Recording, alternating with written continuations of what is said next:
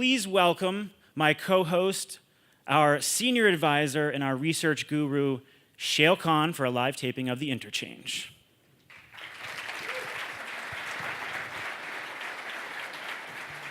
I've been thinking a lot, Shayle. Been thinking real hard. If you could pick any movie that represented the year for energy storage in 2017, what do you think it'd be?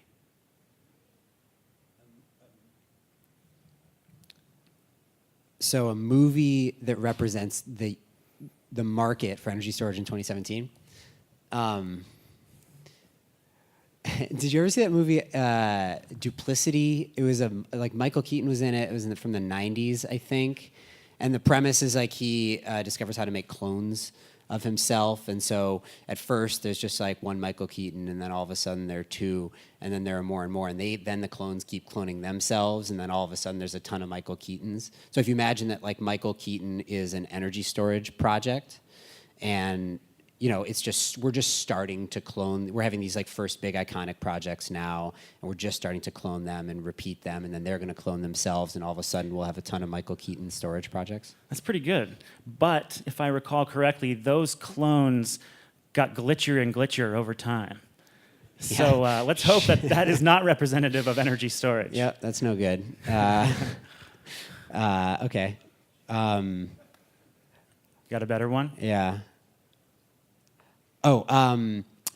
Okay, so this is a bad movie, admittedly, but Scarlett Johansson was in a movie a couple of years ago called Lucy, where the premise is like she accidentally ingests some designer drug that allows her to start using more and more of her brain. You know how we all use only 10% of our brain's capacity, and as time goes on, she develops the capacity to use more and more of her brain, gets smarter and smarter, and becomes more and more powerful. So maybe storage, we're sort of like just at the 10% of our brain mark with storage, where we're just using these like pretty basic applications now.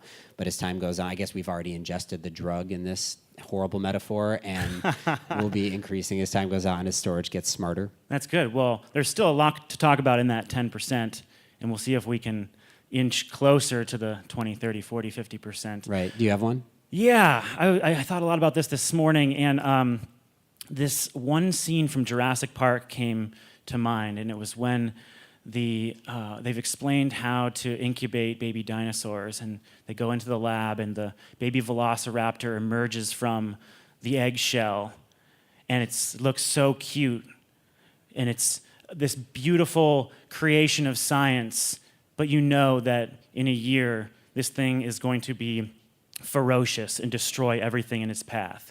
And I think we are at a moment right now where that baby velociraptor is popping out of its shell. Yeah, that one works. I like it. All right, well, this movie's just getting started, and so are we. This is the Interchange, conversations on the global energy transformation from Green Tech Media, and we're live in downtown San Francisco at GTM's third annual U.S. Energy Storage Summit. How you doing, San Francisco?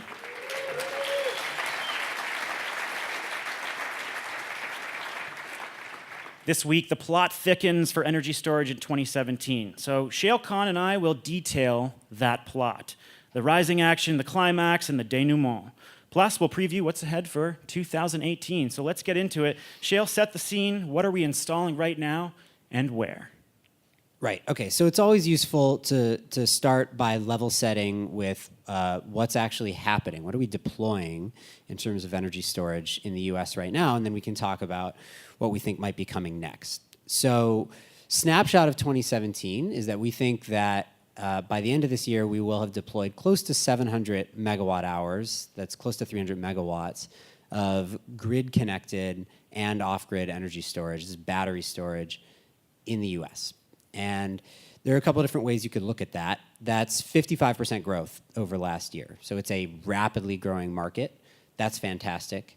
It's also still a very small market by most standards. That's roughly 1/30th the size of the solar market in the US this year.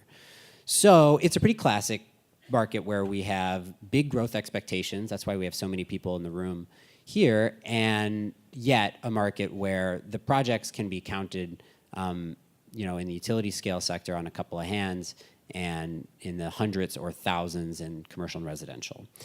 So it's small, but it is growing at the rate that you would hope. Now, with energy storage, it's, I think, always important not just to talk about how big is this market in general, or even how big is it by sector, residential, commercial, utility scale, but by applications, right? Because the thing that is unique about energy storage amongst technologies on the grid today is that it's a simple thing, right? It just charges and discharges energy, but the way that you utilize that charging and discharging can then create a bunch of different values on the grid. And so we like to break down the market according to the primary application that any given project is utilizing. Admittedly, there are lots of projects, an increasing number, that have multiple use cases. This is value stacking, which is a term that people have used in energy storage forever. It's not actually that many projects yet, but the ones that are doing so are proliferating. That said, I think it's still interesting to look at what the first application is. I saw someone on Twitter last night talking presumably about a different storage conference, and they said, if you hear someone repeatedly use the words value stacking, run from the conference room. So I just use it once, which means I've hit my limit. The crowd is still here. All right, I'm going to attempt to not say it again. So if you look at the primary application, sort of there's a way you can build up how did we get to this 715 megawatt hours that we're going to deploy this year.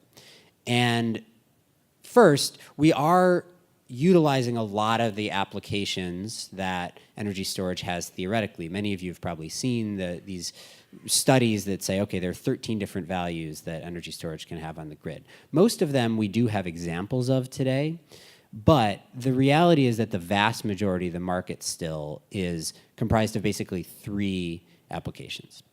In the residential sector, most of what we're installing, over half of the residential energy storage that's being deployed, is being used for backup purposes, right? So, and this is backup on-grid energy storage, meaning it's not customers going off-grid. It's not necessarily in rural areas. It's also not necessarily economic. It is for the purpose of resiliency. So this is backup energy storage that would, is going head-to-head against like a backup diesel generator. That's still most of the residential market. In the commercial market, most of what we are installing is for demand charge reduction. And within that, even, you could just say demand charge reduction in California, thanks largely to the SGIP program in this state, which provides incentives. That's commercial, mostly demand charge management today. Utility scale, we are a little bit more diverse right now, and admittedly, the definitions here are a bit murkier. It's harder to pick the specific primary application for utility scale projects. But this year, we're installing a lot of energy storage, or we have installed a lot of energy storage for peaking capacity. But what we mean there, more than anything else, is Aliso Canyon, which was this gas leak that led to rapid procurement of a bunch of energy storage in Southern California, pretty much all of which came online this year. And that procurement alone represented like a quarter of the energy storage that we are deploying in the country this year. So those 3 applications, despite there being many more out there, those 3 are what are dominating the market today. Yeah, so it is often common to talk about value stacking and the many use cases for storage, but really what we're talking about are the 3 dominant applications that are making up for the majority of deployments here in the U.S. Yeah, I mean, that's true, again, today, right? And I think what's interesting to talk about is, do we think that that's going to remain the case, or do we think that there's going to be a shift either toward just a broader array of applications or just to different applications as the market evolves? Mm-hmm.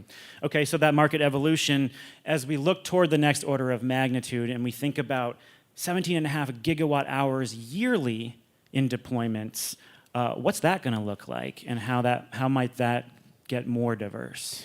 Yeah, so we've been spending a bunch of time modeling out what we think the storage market might look like in the U.S. in 10 years, right? And we do think that there is a realistic, in fact, not super aggressive scenario where on an annual basis in 2027, we could be installing 17.5 gigawatt hours. So that's 25 times the size of the market this year annually. So it's 25 times growth over 10 years. It works out to the market has to be growing, I think, like 38% a year consistently for 10 years. That's rapid growth for an extended period of time. But we do think it is realistic and possible. But within that, we also think that there is going to be a shift in what applications are driving that market. And underlying that forecast, there are also some assumptions that are worth talking about, because nothing is guaranteed in energy storage today. As exciting as it is, I don't think you can bank on all this growth. So the way that we build it up, if you look at sort of where we see the big growth coming from, and this is obviously debatable, we could be wrong about any of it, but as a heuristic, if you think about where do we think that we're going to be seeing all this growth, how do we get to a market that is 25 times the size of the current market, it is a different set of applications from the ones that we were just talking about. So in the residential sector, for example, I said everything that we're installing now, or a lot of what we're installing now, is for backup purposes. I don't think that that is the market long term, right? It's not that big a market in the US today in general, backup power for residential. It's a $1 billion or $2 billion market, mostly dominated by this one company, Generac, that does backup diesel. And I don't see that market expanding 25 times over the next 10 years, right? Not that many more people are going to need backup. So it'll always be there, but residential energy storage over the long term, to be a sustainable market, I think there has to be an economic value proposition for it. Now, for me, that means that rate structures have to change more than anything else. You have to have some economic incentive for customers to charge and discharge. Here's a kind of crazy statistic in my mind. We've done a really good job in the US over the last, since basically the recession, at deploying smart meters. So we have about 60 million residential smart meters in the US right now. But we only have 6 million customers who are on any kind of dynamic rate, meaning any kind of rate structure that has a time-based element to it at all. And even of those 6 million, the vast majority are what I would call like dumb smart rates, meaning you have a critical peak price, perhaps, but it's certainly not daily time of use pricing, and it's definitely not real-time pricing. That number is in the hundreds of thousands of customers. So we have the capacity to introduce smart rates to half of the country overnight, basically, from a technological standpoint, but we haven't done it yet. And part of the result of that is that there isn't an incentive to do residential energy storage but for backup at the moment. Well, what's striking here is that the areas that we potentially see the most growth are the areas that require improvements to rate design. So in this projection, you are assuming a pretty progressive and quick rate of change in rate design. And so one part of me is kind of skeptical that happens that quickly to, allow these residential and non-commercial sectors to grow so fast. I think that's right. I mean, there is evidence of it happening today. We're in California. There are mandatory time of use rates coming in California, right? And California is a big market. And I do think that the long arc of history is going to bend toward smarter rates, which to me means ultimately rate structures, this is for residential or commercial customers alike, that are time-based, ideally that are location-based, and arguably that are differential. So you can imagine sometime in the future where you could pay more for a higher level of reliability, pay less for a lower level of reliability. 500 years from now, when there's a museum enshrining battery storage, your quote is going to be above the door. The long arc of history bends toward smart rates. Yeah. I have that tattooed on my back, actually. So yeah, that's totally true, right? I mean, I think that's the thing about energy storage that people don't often, at least on the outside, I'm sure everybody in this room recognizes it, it's not good enough to just make energy storage cheaper, right? It's not good enough to just make the technology better. Like, the market has to support energy storage, and this will be a theme we'll come back to a number of different ways, which is the energy storage has the capacity to offer all this value, but that value has to be monetizable, and that's a question of market design and regulatory structures and things like that. And so with energy storage, more than anything else, more than any other technology, it is equally reliant on the technology improving and the cost falling as it is on the regulatory structure evolving along with the technology. Well, without really mentioning, you've also blown up a narrative that has taken over battery storage in the last 4 years, and that is grid defection or load defection. We don't see off-grid batteries in the residential sector or grid-independent backup being important at all, really. Yeah, again, I think it'll be a market that, this isn't saying it disappears. This is saying this is not where the growth comes from. And it's true. I'm a skeptic of grid defection. I don't think it's ever going to make sense for customers to defect en masse. I have talked about sometimes in the past that I think it could happen if rate structures don't evolve, but the technology does. So there's a point where if it gets cheap enough to go off grid, and it's actually cheaper than staying on the system, utilities and regulators don't keep up, you could have that happen. I don't think that's where we're going to go. I think that we will, we'll always have regulation and markets design and rate structures as a laggard to technology, but I don't think it'll fall so far behind that you end up with this wave of grid defection. Yeah, which is why load defection, I think, is a more accurate term. Okay, so we're going to see greater growth rates in residential and non-residential, but that growth is obviously coming from a much lower base. Right. We will still continue to see sizable activity in the utility scale space, but utilities have to sign those contracts. So what's their interest and what are the deployment trends on the utility side? Right. So, I mean, to be clear, we do expect that, grid scale is going to remain the biggest market. It's certainly the biggest market today. And so it's a lower growth rate from a higher base, but still pretty aggressive growth. I mean, 30 to 40% a year for what's already a bigger market is not insubstantial to retain for a decade. And there we think that there's, a bit more even opportunity amongst the 3 of the 4 big categories that we look at. T&D deferral is sort of a new one that we're testing out in certain places. You have non-wireless alternatives in some places. In California, you've got some T&D deferral examples. Not widespread yet, but I think just starting to be considered. Peaking capacity we'll talk about more. It has a lower growth rate only because it was the biggest segment this year. We are very bullish on energy storage as a peaking resource for the next couple of decades. And then increasingly, I think the one that's most interesting to me is energy storage as a provider of flexibility on the grid. And this one's worth talking about just briefly in the context of the political environment today, which is that our kind of underlying assumption here, and indeed I think actually the underlying assumption of much of the energy storage industry, is that as time goes on, electricity is going to become less and less valuable. Selling kilowatt hours is going to become less and less valuable because we're adding more and more resources to the grid that are going to have low or zero marginal cost, wind and solar in particular. So the value on the grid is going to not come from selling kilowatt hours anymore. It's going to be coming from providing the flexibility that is required to integrate and manage all of those variable, non-dispatchable resources. So the markets have to, again, evolve to provide incentives for that flexibility to be able to monetize it. And that, I think, has been the clear sort of trend on the grid. That's where we are heading.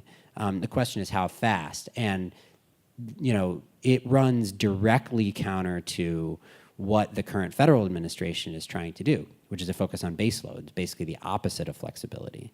So whether or not that, turns the tide entirely and makes it such that flexibility no longer has value, I think it's hard to make that argument, but it certainly can delay it by long enough that a lot of the companies in the energy storage market and all these other flexibility markets that are reliant on that transition are going to have a hard time if they get pushed back 5 years by an administration that wants to basically just retain as much baseload as possible. Wait, so you're saying there's a reality that's different from what this administration says?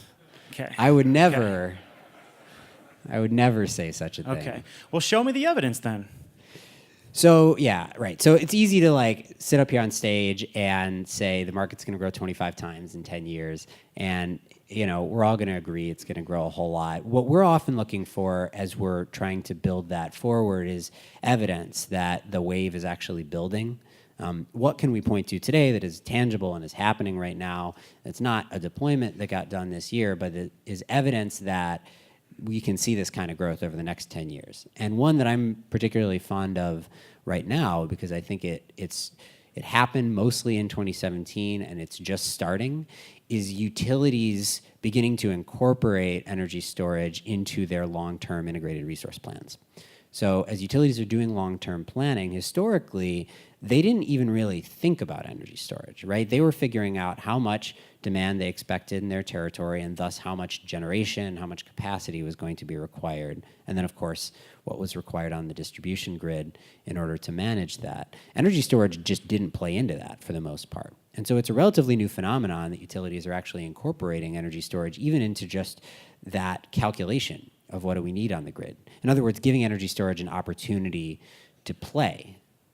is a relatively new thing. And I think it's good timing that it's starting to happen now, because the metaphor that I've been using is energy storage is like this technology that's been, it's been on the bench, basically. It hasn't been incorporated into this planning, but it's been like shooting free throws in its parents' backyard nonstop, nights and weekends, and turns out to be really capable of being a great player. So now We love metaphors here. Yeah.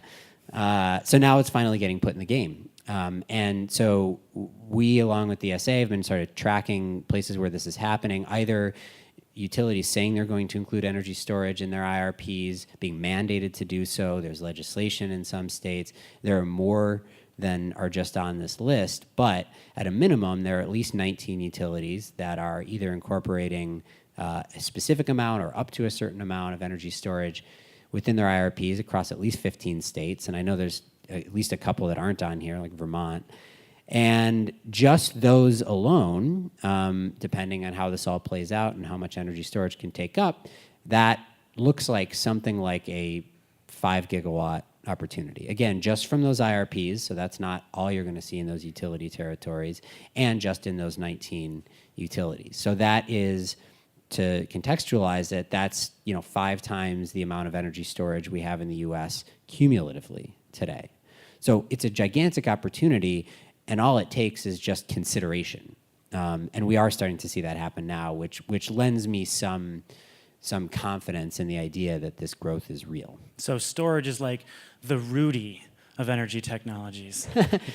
Well, what's worse, Rudy or duplicity? It's all right. Fine. Okay, we're done with those. So, okay, utility storage is going to be a winner in many of these IRPs, but someone's going to be a loser, and it's probably going to be gas peaker plants.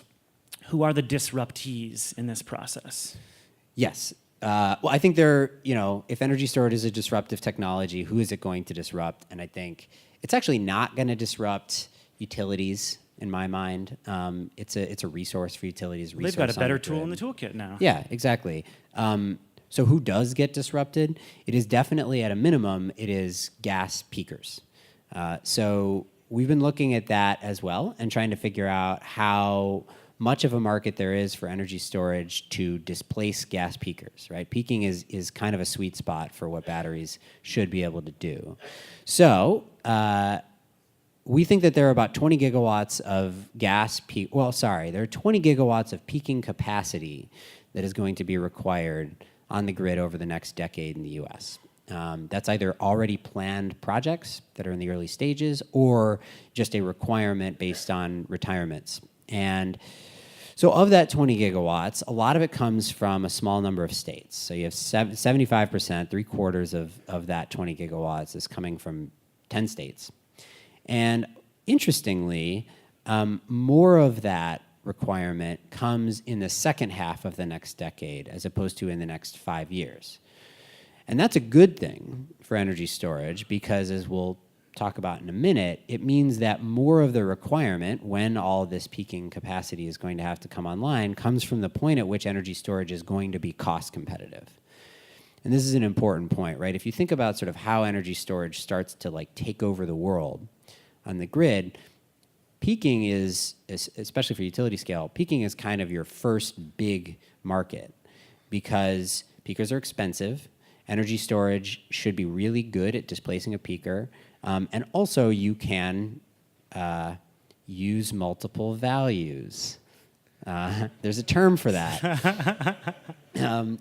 And so you can get additional benefit out of the storage. But not even incorporating the multiple values, energy storage is starting to get really close to the point where it can just beat a gas peaker head-to-head purely on an economic basis, setting aside all the other reasons why you might want to build storage instead of a peaker. There are local air pollution reasons. There's time to build and get up and running, which was part of the reason why the Aliso Canyon projects worked.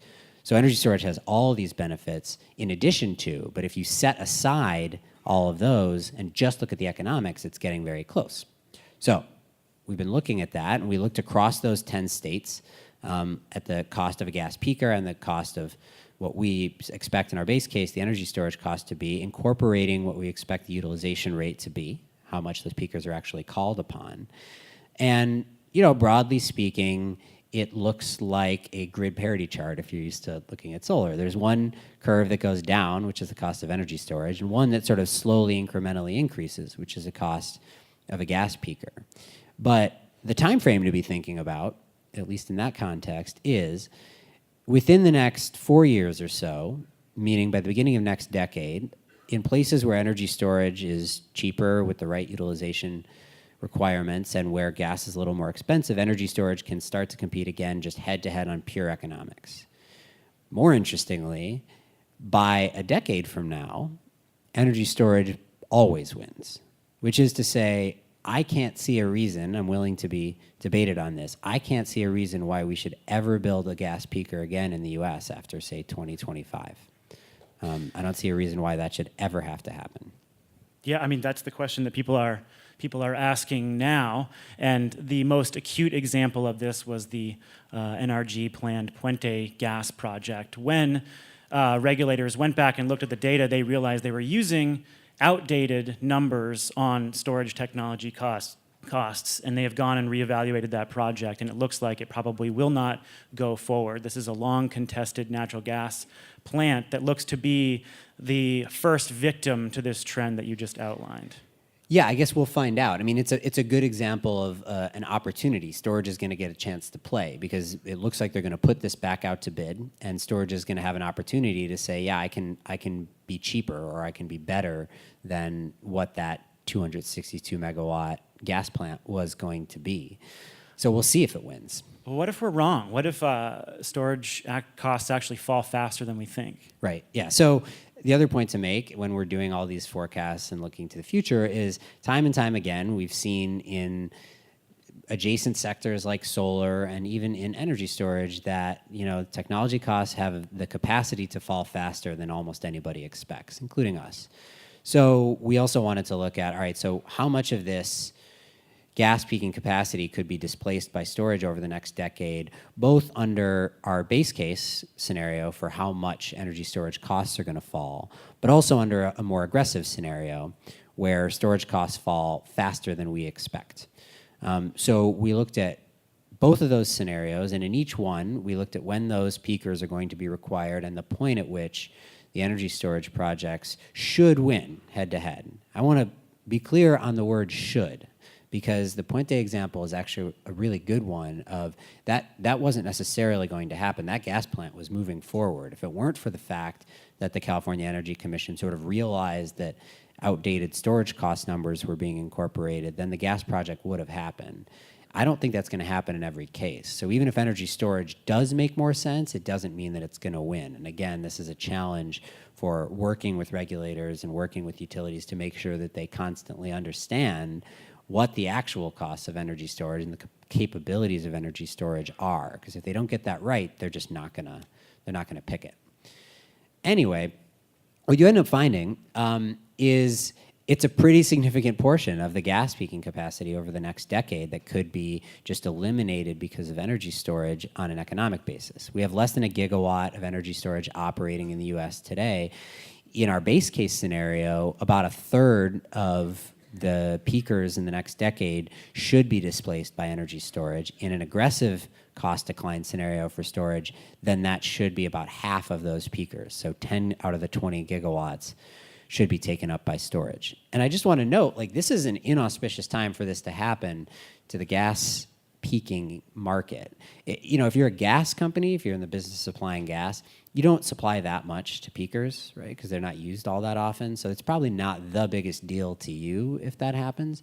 But if you're in the business of building peaking gas turbines, this does matter. And it's already a pretty rough market for those companies. We've actually just seen over the past, I don't know, a couple of weeks, like major layoffs announced at both GE and Siemens in their power businesses. It's an aggregate of like 20,000 layoffs, largely because of lower than expected demand for gas more than anything else. Now, that's not because of energy storage yet, right? It's mostly because of renewables at this point. But this could add fuel to that fire. So to both of those companies' credit, they are going full bore at energy storage as well, which seems to me to be the right call. But if you are overexposed to the gas peaking market, this is not going to be a good place to be. Mm-hmm.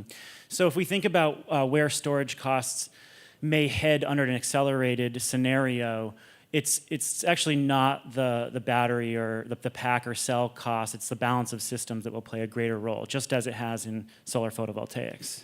Yeah, that's always important to note because there's a lot of attention paid to the cost of batteries falling very fast. And as I'm sure everybody in this room knows, that is true. Battery costs are falling incredibly fast. That does not translate one-to-one to the cost of energy storage falling very fast on the same pace on the grid, because it is harder to drive down all of the other costs in the system, both the hard costs and the soft costs. So it's important, we think it's important to look at system costs rather than just battery costs. Otherwise, you might miss out on places where it is actually harder to see a rapid cost reduction. Let's turn our attention now to some of the other bigger storylines that we're following that we think will flow into 2018. So there are some really important political and economic ones, and also we'll provide some predictions for 2018. I think the first one that we talked a lot about was this land grab, this surge in mergers and acquisitions in the storage industry that started about 2 years ago. And our Director of Energy Storage, Ravi Mangani, who you're going to hear from in just a little bit, put together a handy list of all the acquisitions and partnerships that have happened just in the storage space over the last year. And it is, there are multiple deals every month. It is a regular calendar full of, you could do an energy storage calendar just of mergers and acquisitions. And there are some pretty important ones. Of course, Enel's acquisition of Demand Energy earlier on in the year, and then later its acquisition of Enernoc, and it seems like they're trying to blend those two businesses together. And we're hearing from, Enel X that possible other acquisitions are on the horizon. Mitsui Capital acquired SunEdison C&I assets, it's mostly solar, but does include some storage assets. EDF Renewable Energy announced a new business unit based on distributed electricity and storage. Sungrow and Samsung had a joint venture, and they announced their U.S. market entry. We tallied together all of the potential gigafactories to serve mostly EVs, but also the stationary storage market, and there are at least 10 new gigafactories planned around the world. This is increasingly important as a lot of countries outside of the U.S. look to phase out internal combustion vehicles and ramp up EV targets. GE announced this battery and controls package that integrates with gas and steam turbines, and it's looking at deploying batteries with almost everything. Wärtsilä announced its acquisition of Greensmith. Mercedes-Benz and Vivint Solar announced their partnership. We saw a lot of projects with partners putting together large solar plus storage developments at housing units. I could go on with this list, but I think it's very clear that the storage land grab is probably the most interesting story of 2017. Yeah, I think from the perspective of big companies that are either industrial manufacturers or utility affiliates or something like that, almost everybody and they're in this sector one way or another. They sell industrial equipment, or they manage grids, or they're independent power producers. Like, everybody knows they need an energy storage strategy now, and the reality is there aren't that many companies in this space yet, especially ones that have achieved anything of scale. And so that's why there's been so much of an M&A land grab, which is to say, like, if you're out there right now and you're big and you need something that is either at scale or can be at scale, and you are saying, I need to get into storage, you look around the room, there aren't that many players out there, and so you are rapidly trying to get involved with the few that there are. It begs this bigger question. If you are one of these large industrial companies or multinational utilities, do you need a storage strategy? Should you kind of wait till the market evolves, or is now the right time to be grabbing this land share? I think you have to be working on it now, whether it's through an acquisition or organically. I think energy storage is not one of these sectors that's going to be really easy to enter once it hits scale.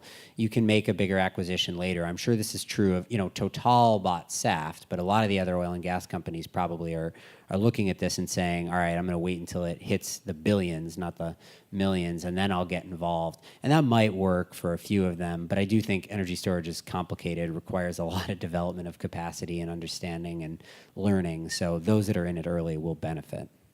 Our other important storyline was not just the positive benefits of storage, but the unintended consequences of deploying storage, which is not an inherent good. It really depends on how you use it and how you develop a market around it. What are those unintended consequences? We have two. Yeah.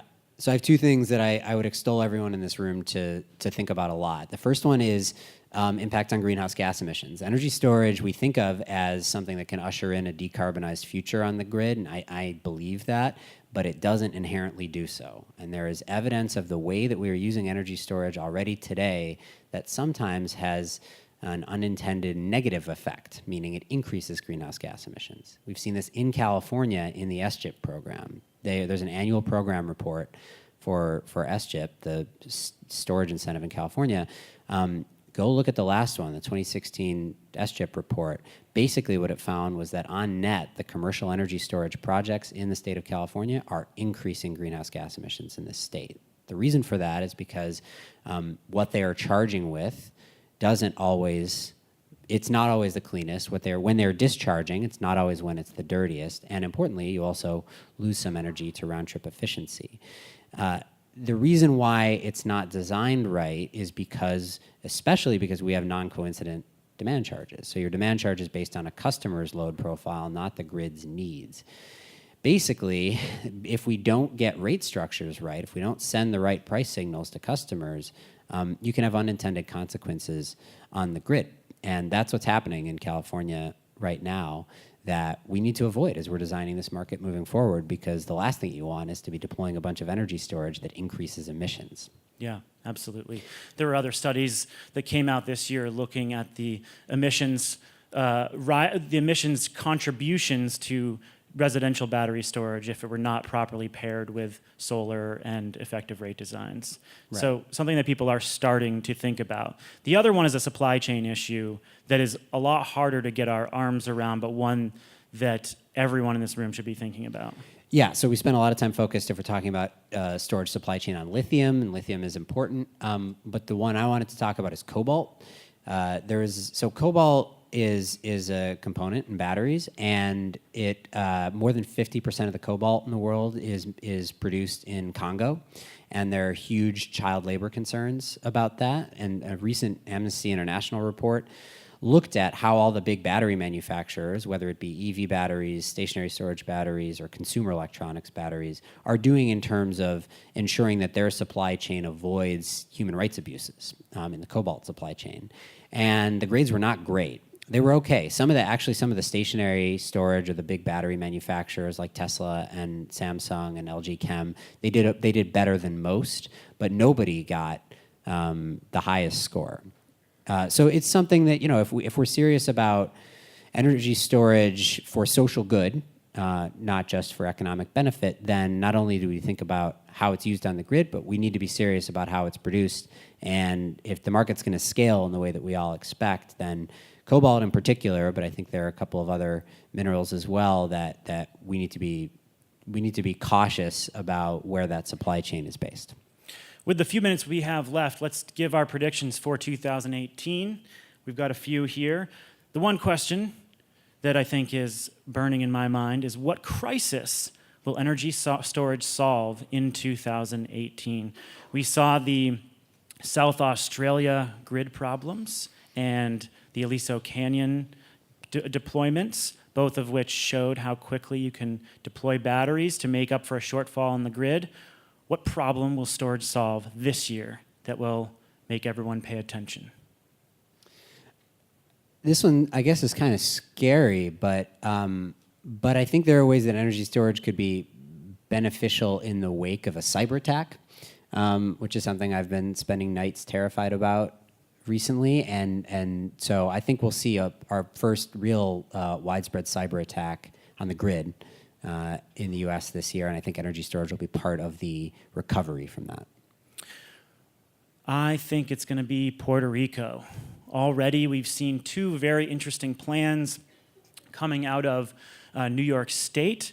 In fact, our staff writer, Emma Farringer-Merchant, wrote a great story on this week about, under Andrew Cuomo's direction, why a bunch of the state's utilities are trying to craft a distributed energy microgrid-focused resiliency plan for Puerto Rico, taking what it learned after Superstorm Sandy and helping train workers there and develop a real long-term plan. And then we, of course, saw AES Energy Storage submit a pretty serious plan with that Chris Shelton has been talking a lot about publicly, that to build a network of solar plus storage microgrids. And I know AES has donated, I think, about 6 megawatts of batteries to Puerto Rico. So we're only just beginning to touch on the potential for these distributed assets to help out this struggling grid where you're going to continue to see disastrous, difficult attempts to reconnect these isolated transmission lines. So I truly believe that storage will play a much more important role in Puerto Rico going forward.